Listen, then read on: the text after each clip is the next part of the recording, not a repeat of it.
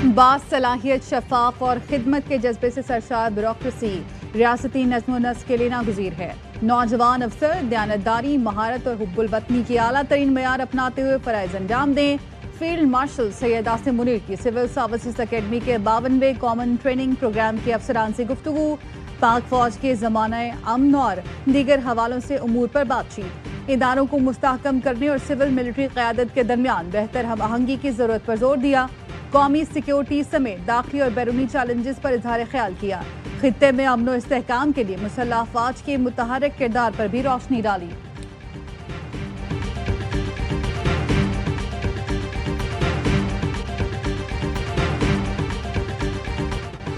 अमरीकी हमले से पहले ईरान के जौहरी साइट से कुछ भी मुंतकिल नहीं किया गया। जौहरी तनसीबात से कोई भी चीज बाहर निकालने में बहुत वक्त लगता है।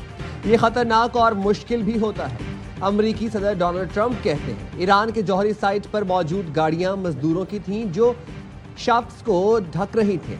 जौहरी तनसीब से कुछ भी बाहर नहीं निकाला गया। गुज़िश्ता रोज ईरानी सुप्रीम लीडर आयतुल्लाह खामनाई ने कहा था कि अमरीका जौहरी मकामात को निशाना बनाकर कुछ ज्यादा हासिल नहीं कर सका।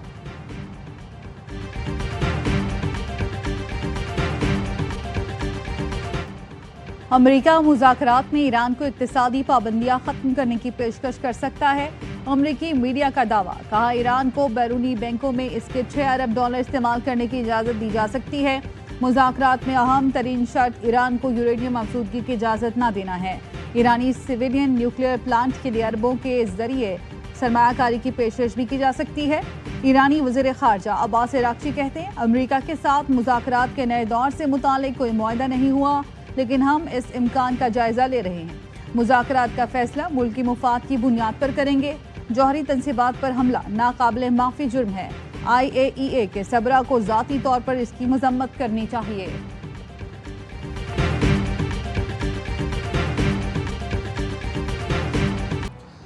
वज़ीर आज़म शहबाज शरीफ को अमरीकी वज़ीर ख़ारजा मार्को रूबियो का फ़ोन। वज़ीर आज़म ने पाकिस्तान और भारत के दरमियान जंगबंदी में अमरीकी किरदार पर शुक्रिया अदा किया। ईरान इसराइल जंगबंदी पर सदर ट्रंप की क़यादत की तारीफ की। दोनों के दरमियान पाक अमरीका तिजारत ताउन बढ़ाने पर इत्तफाक किया गया। तर्जुमान अमरीकी महकमा ख़ारजा के मुताबिक वज़ीर ख़ारजा मार्को रूबियो ने कहा ईरान को एटमी हथियार हासिल करने की इजाज़त नहीं दी जा सकती। इसराइल और ईरान के दरमियान पायदार अमन के लिए मिलकर काम करना अहम है।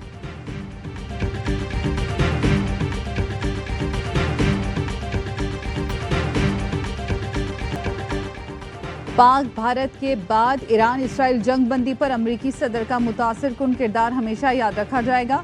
उम्मीद है डोनाल्ड ट्रंप गजा में भी जंगबंदी कराएंगे। क़याम अमन के लिए अमरीकी सदर के ज़बरदस्त इक़दाम को सराहते हैं। वज़ीर दाखिला मोहसिन नकवी की कायम मकाम अमरीकी सफ़ीर नेटली बेकर से मुलाकात में गुफ्तगू। कहा पाकिस्तान हमेशा से कश्मीर समेत दीगर तनाज़ात मुज़ाकरात से हल करने का ख्वाह है। अमन के लिए उठाए जाने वाले हर कदम का खैर मकदम करता है। नेटली बेकर ने खित्ते में अमन के लिए पाकिस्तान की सिफारती कोशिशों को सराहा। कहा पाकिस्तान हमारा हम दोस्त मुल्क है। पाकिस्तान के साथ ताल्लुकात को खुसूसी अहमियत देते हैं।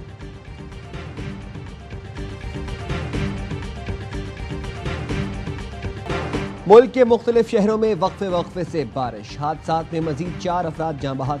पत्तोकी में दीवार गिरने से 2 बच्चे जान से गए। रिनाला खुर्द में पानी से माँ बेटे की लाशें मिली। पंजाब में 24 घंटों के दौरान जाँ बहक होने वालों की तादाद 11 हो गई। सुबह सवेरे गुजरांवाला, गुजरात, वजीराबाद, नसीराबाद और बटग्राम में बादल बरसे। नशेबी इलाके ज़ेरे आब आ गए। गली मोहल्ले तालाब का मंजर पेश करने लगे। घुटनों घुटनों पानी जमा रहा।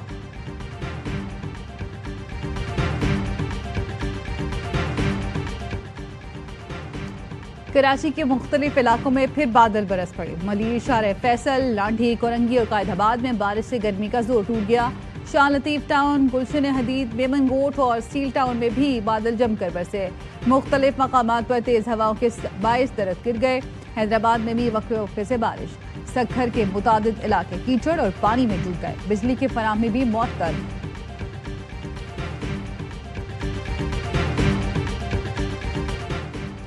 मखसूस नशिस्तों पर नजरसानी केस की समाअत करने वाला सुप्रीम कोर्ट का 11 रुकनी बेंच टूट गया। जस्टिस सलाहुद्दीन ने खुद को बेंच से अलग कर लिया। रिमार्क्स दिए। गुज़िश्ता समाअत पर वकील हामिद खान के रिमार्क्स पर दुख हुआ। बेंच में मेरी शमूलियत पर एतराज उठाया गया। अदालत के वकार के लिए मैं अलग हो रहा हूँ। 10 रुकनी बेंच की असमात का फैसला। हामिद खान ने 10 रुकनी बेंच पर भी एतराज उठा दिया। बेंच ने एतराज मुस्तरद कर दिया। जस्टिस जमाल खान मंदोखैल ने रिमार्क्स दिए, इज्जत से इज्जत मिलती है। आज आपकी इज्जत है तो सुप्रीम कोर्ट की वजह से है। हामिद खान ने कहा, आप गुस्से में हैं, केस ना सुने। जस्टिस अमीनुद्दीन खान ने रिमार्क्स दिए, हम आपका एतराज मुस्तरद करते हैं।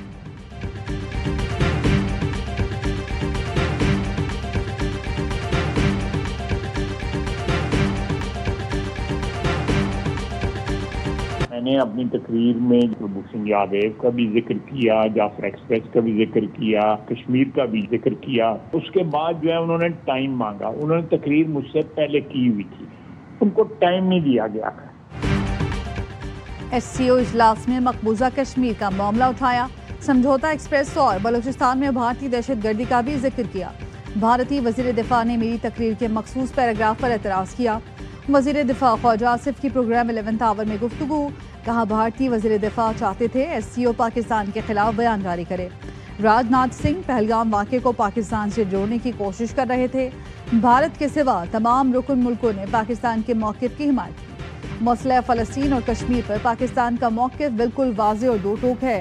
ट्रंप और नेतन्याहू के इत्तफाक से मुतालिक इस्राईली अखबार की खबर का पता चला।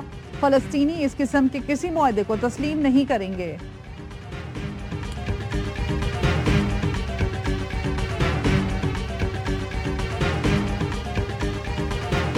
कैसे कह सकते हैं हाइब्रिड निजाम? जब मैंने सुना तो मुझे यकीन नहीं आया। जैसे फेक न्यूज नहीं होती, मैं समझे शायद फेक न्यूज है। हमें खबर बनाने का शौक नहीं। फील्ड मार्शल और वजीर आजम इस तरह इस मुल्क को लेके उन्होंने सरवाइव किया। अगर जरा सा बोझ होता वजीर आजम के दिल में तो इस तरह की बात और इस मौके पे मैं कहता हूँ कि मुनासिब नहीं है। ख्वाजा आसिफ के हाइब्रिड हुकूमत के बयान से इत्तफाक नहीं करता। उनका बयान सुना तो यकीन नहीं आया, समझा कोई फेक न्यूज है। वजीर रेलवे हनीफ अब्बासी कहते हैं, वज़ीर आज़म और फील्ड मार्शल ने इकट्ठे चलकर इस मुल्क को महफूज बनाया और बचाया है। कोशिश करता हूँ हकायक पर मबनी बात करूँ, किसी की तरह खबर बनाने का मुझे शौक नहीं। डॉक्टर अब्दुल कदीर खान का बड़ा पैरोकार हूँ, मरते दम तक रहूँगा। उनके लिए हीरो छोटा लफ्ज़ है, उनका तो मुल्क पर सबसे बड़ा एहसान है।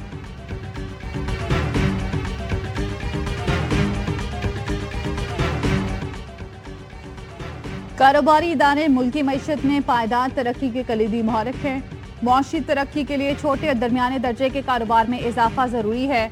वजीर आजम शहबाज शरीफ का छोटे और दरमियाने दर्जे के कारोबारी इदारों के आलमी दिन पर पैगाम। कहा, कारोबारी अफराद को माली सहूलतें, जदीद टेक्नोलॉजी और मार्केट तक रसाई फराहम करने के लिए पुरअज़्म हैं।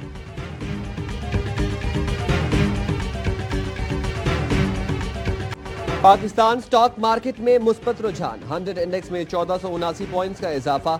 इंडेक्स ने 1,23,000 की सतह उबूर कर ली। 1,23,526 पॉइंट्स पर ट्रेडिंग।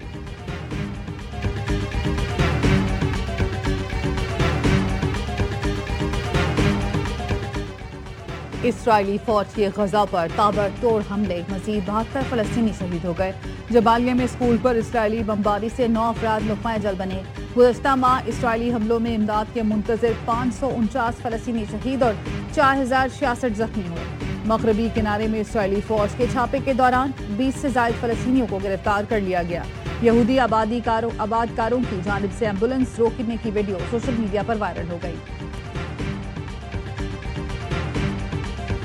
गजा जंग 2 हफ्ते में खत्म हो जाएगी। गजा से इसराइली इनखला, हमास क़यादत की जिला वतनी का मुआहिदा हो गया। इसराइली अखबार का दावा, इसराइल 2 हफ्ते में जंग खत्म करने पर राजी। नेतन्याहू ने डोनाल्ड ट्रंप को यकीन दहानी करा दी। टाइम्स ऑफ इसराइल ने सदर ट्रंप और नेतन्याहू की खुफिया टेलीफोनिक कॉल का हवाला देते हुए रिपोर्ट किया, हमास को जिला वतन किया जाएगा। गजा में उबूरी हुकूमत अमरीका, मिस्र और UAE मिलकर संभालेंगे।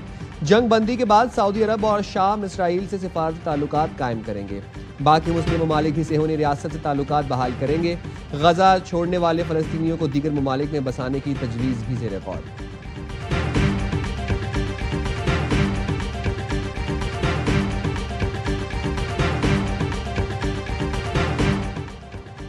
सीनियर वजीर सिंध शर्जील मेमन की ज़ेर सदारत महकमा ट्रांसपोर्ट का इजलास। रवां साल बड़ी तादाद में EV और हाइब्रिड बसें लाने का फैसला। शर्जील मेमन कहते हैं, कराची का ट्रांसपोर्ट निज़ाम मुकम्मल EV बसों पर मुंतकिल करने जा रहे हैं। पहली बार डबल डेकर बसें भी मुतारिफ कराने जा रहे हैं। Red line, yellow line, BRT शहरियों के लिए इनकलाबी तब्दीली साबित होंगे।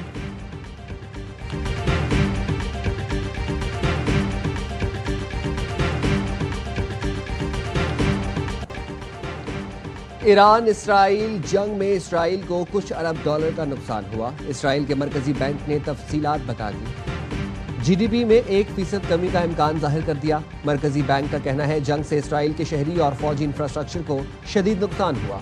ईरान के साथ जंग के अखराजात मईशत पर भारी बोझ है। जंग के दौरान इसराइल में 28 अफराद हलाक और सैकड़ों जख्मी हुए।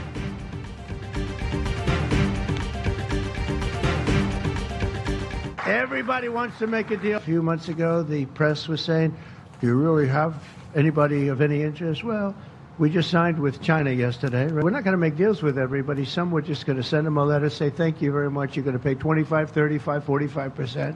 That's the easy way to do it. We're having some great deals. The relationship with every country has been very good.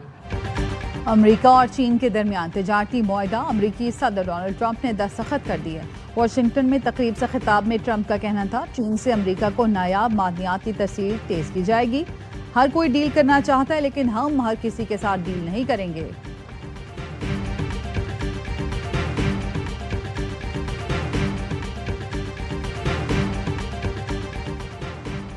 मुल्क में पोलियो वायरस का एक और केस सामने आ गया। कौमी इदारा सेहत के मुताबिक पोलियो केस टांग के यूनियन काउंसिल अमाखैल से रिपोर्ट हुआ। मुतासरा बच्ची की उम्र 1.5 साल है। रवां साल मुल्क भर में पोलियो केसेस की तादाद 13 हो गई। KP से 7, सिंध से 4, पंजाब और GB से एक केस रिपोर्ट।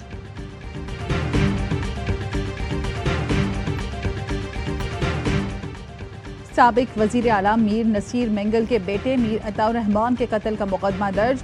कत्ल का मुकदमा थाना लेवीज अरंजी वड में दर्ज किया गया।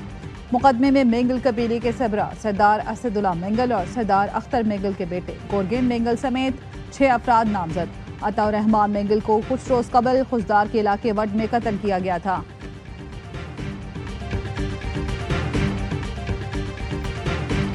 सिंध रेंजर्स और पुलिस की कराची के इलाके सिकंदर गोट गुलजार हिजरी में कार्रवाई। डकैतियों में मुलव्वस मुल्जिम अब्दुल रहीम उर्फ भरू को गिरफ्तार किया।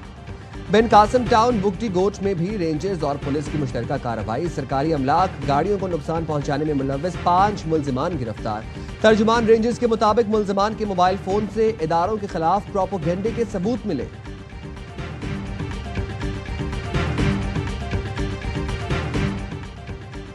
आइंदा साल हज के लिए रजिस्ट्रेशन शुरू कर दी गई है जो 9 जुलाई तक जारी रहेगी। वजारत मजहबी उमूर का कहना है सरकारी या निजी स्कीम के तहत हज करने वालों के लिए रजिस्ट्रेशन लाजमी है। रजिस्ट्रेशन कराने वाले दरख्वास्त गुजार ही हज 2026 के लिए अहल तसव्वुर होंगे। हज रजिस्ट्रेशन की आदाद व शुमार से सऊदी हुकूमत को आगाह किया जाएगा।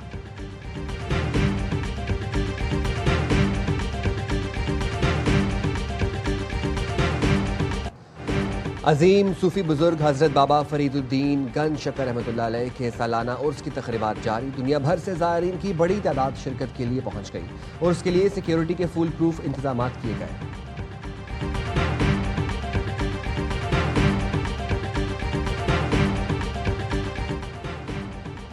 सोशल मीडिया पर राब्ता करके 9 अफराद को कत्ल करने वाले शख्स को जापान में फांसी दे दी गई।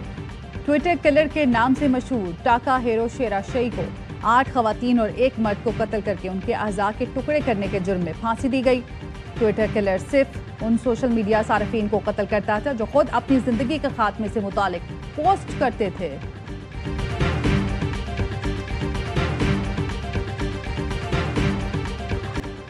अमेज़न के अरबपति बानी जेफ बेजोस की साबिक सहाफ़ी लॉरेन सैंचेज से शादी की तकरीबात का आगाज। अमेरिकी सदर डोनाल्ड ट्रंप की बेटी इवांका ट्रंप और दामाद दुनिया भर समेत 200 अहम शख्सियात वेनिस पहुंच गईं। जेफ बेजोस की शादी को सदी की सबसे महंगी शादी करार दिया जा रहा है। शादी पर $5 करोड़ 60 लाख खर्च होंगे। पुरतायुश शादी के लिए वेनिस के कुछ मकामात बंद करने के खिलाफ एहतजाज भी किया जा रहा है।